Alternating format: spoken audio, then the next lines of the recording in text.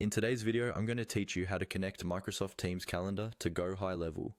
By the end of this tutorial, you'll have your calendar connected so that your meetings and bookings stay organized in one place, and you won't have to juggle between different apps. Let's start inside your Go High Level dashboard. Once you're logged in and you're on the correct location, look for the menu on the left-hand side. Near the bottom of that menu, you'll see an option labeled Settings. Go ahead and click on Settings. This is where you manage all the behind-the-scenes connections and configuration for your account.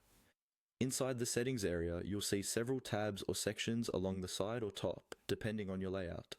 Find and click on the option called Calendars. This section controls how your calendars behave, which calendars you're using, and how they sync with external platforms. When you're in the Calendars section, look for a tab or button labeled Connections. Click on Connections. This is the area where Go High Level lists all the external calendar integrations you can connect, such as Microsoft or other providers.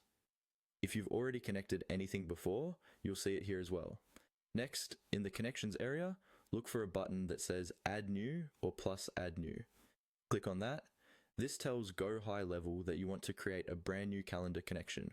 A window or panel should open showing you different calendar providers you can integrate. From the list of available calendar providers, find the option for Microsoft, which is used for Microsoft Teams and Outlook calendars, and then click on Connect. This will trigger a secure sign-in process and redirect you to a Microsoft login or account chooser screen. Here, you'll be asked to choose an account. Select the Microsoft account that is associated with your Teams calendar. If you're already signed in on your browser, you might just need to confirm the correct account. If not, you may be prompted to enter your email and password.